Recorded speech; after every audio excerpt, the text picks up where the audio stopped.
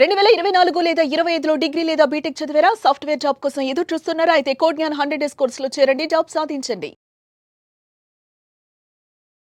నమస్కారం అలగరి రవీంద్రనాథ్ గారు. నమస్తే అండి సిరి గారు. ఈ మధ్య కాలంలో మనం చూసుకుంటే ఎక్కువగా రిపీటెడ్‌గా చెక్ బౌన్స్ అనేవి మనం వింటూ ఉన్నాం. సో, దానికి సంబంధించి రీసెంట్‌గానే రిజర్వ్ బ్యాంక్ ఆఫ్ ఇండియా కొత్తగా కొన్ని రూల్స్ పాస్ చేయడం జరిగింది. కానీ ఎవరైతే అవి పాటించకపోతే కఠిన శిక్ష పడే అవకాశం ఉంది అని చాలా క్లియర్‌గా మెన్షన్ చేయడం జరిగింది. సో, అసలు చెక్ బౌన్స్ అంటే ఏంటి? లీగల్ పరంగా ఎవరికైనా కూడా చెక్ బౌన్స్ అయినప్పుడు మనం ఎలాంటి యాక్షన్స్ తీసుకోవాల్సిన అవసరం ఉందంటారు? దానికి సంబంధించిన వివరాలు ఏంటి సార్?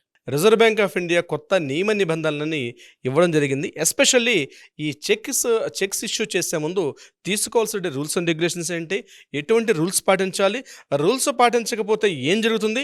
ఇంతకుముందు ఉన్నటువంటి చెక్స్ ఇష్యూ చేసే ముందు చెక్స్ బౌన్స్ అయితే దానికి సంబంధించిన నియమ నిబంధనలకు సంబంధించి కొన్ని రకాల సెక్షన్లు ఉంటే ఇప్పుడు దాన్ని కాస్త ఇంకా హార్ష్గా మీరు అన్నట్టుగా కొంత కఠినంగా చేసినటువంటి నిబంధనలు కూడా 2025 నుంచి కూడా కొత్తగా అమల్లోకి వచ్చాయి. సో ఆ నిబంధనలు తెలుసుకోవడం ప్రతి ఒక్కరికి కూడా అవసరం ఉంది. అది తెలుసుకోకుండా ఇష్యూ చేస్తే భవిష్యత్తులో జరగబోయే లీగల్ కాన్సిక్వెన్సెస్కి పూర్తిగా బలైపోతారు. ఇది ప్రతి ఒక్కరు కూడా ఈ వీడియోని చూడండి, వీలైనంత మందికి షేర్ చేయండి. సో కంటెంట్ ఏంటంటే సిరి గారు, మెయిన్ ఇన్ఫర్మేషన్ ఏంటంటే అసలు చెక్ బౌన్స్ అంటే ఏమిటి అంటే లీగల్ సెక్షన్స్ ఏం చెప్తున్నాయి, లీగల్ అండ్ ఆర్బీఐ రెండు లింకప్ చేసుకుంటే కానీ మనకి ఈ వీడియో మనకు అర్థమయ్యే కష్టం. సో ముందుగా చెక్ బౌన్స్ అంటే ఏమిటి? మనకి ఇక్కడ భారతీయ చట్టం ఏదైతే ఉందో నెగోషియబుల్ ఇన్స్ట్రుమెంట్ యాక్ట్ అని ఒక యాక్ట్ ఉంది. నెగోషియబుల్ ఇన్స్ట్రుమెంట్ యాక్ట్ 1881 అంటే మనకి భారతదేశానికి స్వాతంత్రానికి రాకపోవడమే మనం ఈ చట్టాన్ని ఏర్పాటు చేసుకున్నాం. ఆ చట్టాన్ని యాస్టీజ్గా తర్వాత కూడా మనం ఇంప్లిమెంట్ చేసుకున్నాం. సో అందులో సెక్షన్ 138 అన్నది అసలు చెక్ అంటే ఏంటి, ఇన్స్ట్రుమెంట్, దాన్ని చెక్నే మన లీగల్ టెర్మినాలజీలో ఇన్స్ట్రుమెంట్ అంటారు. దాన్ని యాక్చువల్గా ఇన్స్ట్రుమెంట్, నెగోషియబుల్ ఇన్స్ట్రుమెంట్, మీకు నాకు జరిగినటువంటి లావాదేవీల మధ్య మనం వాడినటువంటి దాన్ని ఇన్స్ట్రుమెంట్ అంటారు. దాన్ని నెగోషియబుల్ ఇన్స్ట్రుమెంట్ యాక్ట్ అంటారు. దాన్ని అంటే ప్రామిసరీ నోట్స్ ఇవన్నీ కూడా దాని కిందకే వస్తాయి. అందులో ఈ 138 అన్నది చెక్ గుర్తు చెప్పడం జరుగుతుంది. అసలు చెక్ బౌన్స్ అంటే ఏమిటి గుర్తుపెట్టుకోండి. ఒక చెక్ దానికి సంబంధించిన అమౌంట్ నేను మీకు ఇస్తున్నాను, ఒక అమౌంట్ ఇచ్చేటప్పుడు పలానా ఎప్పుడు ఇస్తాను, దాంట్లో చెక్కులు అన్ని డీటెయిల్స్ ఉంటాయి. అందులో రైట్ సైడ్ కాలంలో డేట్ ఉంటుంది, కిందన పర్సన్ నేమ్ ఉంటుంది, అదేవిధంగా ఇన్వర్డ్స్లో మెన్షన్ చేయాలి. ఆ బాక్స్లో ఫిగర్స్ ఏదైతే ఉంటుందో మనం అంకెల్లో ఆ నెంబర్స్ అన్ని అక్కడ వేయాలి. పైన అకౌంట్ పే అయితే అకౌంట్ పే అని మనం క్రాస్ చెక్ చేస్తాం. అది కూడా దీస్ ఆర్ టోటల్ లీగల్ అనమాట. టూ క్రాస్ చెక్ చేయాలి, మధ్యలో అకౌంట్ పే అని మెన్షన్ చేసి మన కింద సిగ్నేచర్ చేస్తాం. దిస్ ఈజ్ అందరికీ తెలిసిన చెక్. అయితే చెక్ బౌన్స్ అంటే ఏమిటి అంటే మీరు ప్రాపర్గా ఇన్సఫిషియెంట్ ఫండ్స్ మీరు ఇష్యూ చేసిన తర్వాత ఏదో ఒక డేట్ మీరు పక్క మీ ఎవరికైతే ఇవ్వాలనుకుంటున్నారో ఆ చెక్ తీసుకున్న వ్యక్తికి మీరు ఇచ్చిన డేట్ ఇన్ టైంలో అక్కడ ఆ ఫండ్స్ లేకపోయినా దాన్ని చెక్ బౌన్స్ అంటారు. అదేవిధంగా సిగ్నేచర్ టాలీ కాకపోయినా అంటే కావాలని సిగ్నేచర్ని తప్పుదో పట్టిస్తూ సిగ్నేచర్ తప్పుగా పెట్టి ఇష్యూ చేసిన తర్వాత చూసుకుంటాడులే అని తర్వాత విషయం అనుకున్నప్పుడు కూడా అటువంటి సందర్భాల్లో కూడా జరిగిన దాన్ని చెక్ బౌన్స్ అని అంటారు. ఇది యాక్చువల్ లీగల్ టెర్మినాలజీలో 138 సెక్షన్ ప్రకారం చెప్తుంది ఈ నెగోషియబుల్ ఇన్స్ట్రుమెంట్ యాక్ట్. సో ఇక్కడ బ్యాంక్స్ ఇచ్చిన రూల్స్, ఆర్బీఐ ఇచ్చిన నిబంధన ఏం చెప్తున్నాయంటే ఇక్కడ ఒకసారి మీ ఇన్సఫిషియెంట్ ఫండ్స్ కానీ లేకపోతే మీకు అక్కడ జరిగితే ఇమీడియట్గా మనకి బ్యాంక్ దగ్గర నుంచి ఒక ఎస్ఎంఎస్ మెసేజ్ అయితే వస్తుంది. ఇమీడియట్గా అలర్ట్ అవ్వమని చెప్పి ఫండ్స్ అనేవి మీకు సఫిషియెంట్ లేవని చెప్పి ఒక బ్యాంక్ నుంచి మనకు ఒక ఎస్ఎంఎస్ ఇంతకుముందు ఉండేది కాదు, ఇప్పుడు డెఫినెట్గా ఒక మెసేజ్ వస్తుంది.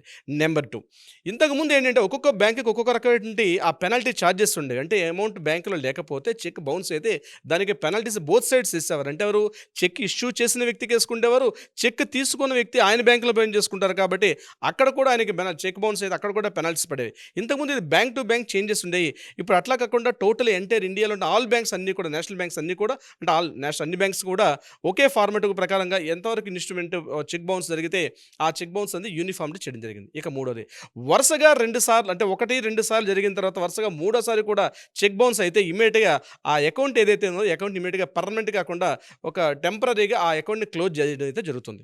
ముఖ్యంగా వరుసగా రిపీటెడ్గా ఓ 2-3 టైమ్స్ కానీ అదే బ్యాంక్ చేస్తే ఇమీడియట్గా ఆ అకౌంట్ని దాన్ని ఫ్రీజ్ చేసేస్తారు. ఆ అకౌంట్ అనేది ఇంకా యాక్టివిటీస్ అనేవి పనిచేసే అవకాశం తక్కువ. అదే రిపీటెడ్గా నెంబర్ ఆఫ్ టైమ్స్ చేస్తూ ఉన్నారనుకోండి, దాన్ని ఇమీడియట్గా పర్మనెంట్గా కూడా అకౌంట్ క్లోజ్ చేసే అవకాశం ఉంది. బ్యాంక్ అథారిటీస్కి ఆర్బీఐ గైడ్లైన్స్ అయితే ఇవ్వడం జరిగింది. రిపీటెడ్గా చెక్స్ ఇస్తూ ఆ చెక్స్ ఫస్ట్ ఏం చేస్తారంటే టెంపరీగా చేసినప్పుడు ఇంకా చెక్ అనేది ఇష్యూ చేయకుండా చేస్తారు. ఫస్ట్ ఆప్షన్లో చెక్ అనేది ఇష్యూ చేయరు. సెకండ్ ఆప్షన్ ఉన్న లీఫ్లెట్స్తో, అంటే దాని లీవ్స్ అంటాం కదా, ఆ చెక్స్ మళ్ళీ లీవ్స్ కూడా మళ్ళీ కంటిన్యూ చేస్తే ఆ ఎంటైర్ అకౌంటే క్లోజ్ చేసేస్తారు. వేరే ఎక్కడ కూడా అకౌంట్ ఓపెనింగ్ కాకుండా కూడా బ్యాంకర్స్ కంప్లీట్గా ఫ్రీజ్ చేసేస్తే రిపీటెడ్గా ఇష్యూస్ జరిగినట్లయితే.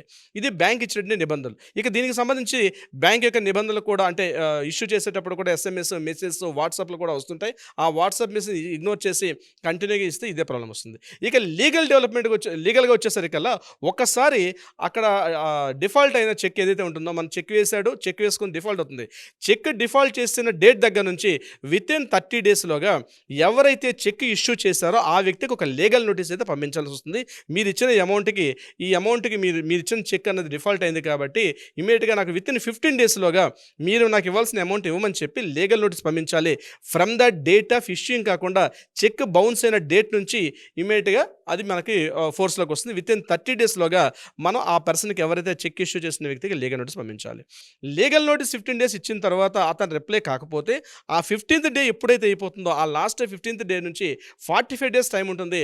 ఆ 45th డేలోగా ఈయన ఏంటంటే ఇమీడియట్గా దాన్ని కోర్టులో ఒక కేసు ఫైల్ చేసుకునే అవకాశం ఉంటుంది 15 డేస్ తరువాత మాత్రమే. సో చెక్ బౌన్స్ అయిన డేట్ నుంచి 30 డేస్ అనేది రిలీఫ్ టైం ఉంది అక్కడ అగైన్ ఆ రిలీఫ్ అయిన డేట్ నుంచి 15 డేస్ మరలానికి వెసులుబాటు ఇస్తారంటే ఆ అమౌంట్ రికవరీ కోసం అని చెప్పి లీగల్ నోటీస్ ఇచ్చిన దానికి 15 డేస్ అంటే టోటల్గా 30 + 15 అంటే 45 డేస్ ఆయనకి టైం ఉంటుంది. ఆ డ్యూరేషన్లో ఆ బ్రీతింగ్ పీరియడ్లో ఆయన పేమెంట్ చేయడం కానీ ఏదో ఒక అండర్స్టాండింగ్కి ఇచ్చిన వ్యక్తికి రావాలి.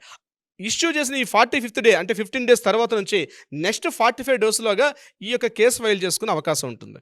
కేసు అన్నది ఈ 45 డేస్లోగా దగ్గర లోకల్ కోర్టులో దగ్గర సివిల్ కోర్టులో దీనికి సంబంధించిన పలానా డీటెయిల్స్ అన్ని మెన్షన్ చేస్తూ ఎందుకేం డిఫాల్ట్ అని చెప్పి కోర్టులో కేసు ఫైల్ చేసుకున్న అధికారం వితిన్ 45 డేస్ ఉంటుంది. This is the legal consequence. దీనికి సంబంధించి ఫస్ట్ టైం జరిగితే ఇమీడియట్గా దానికి ఏంటంటే ఫైన్ ఉంటుంది. యాక్చువల్గా ఫైన్ అప్ టు 1 lakh వరకు కూడా 5,000 నుంచి 1 lakh వరకు ఫైన్ ఉంటుంది.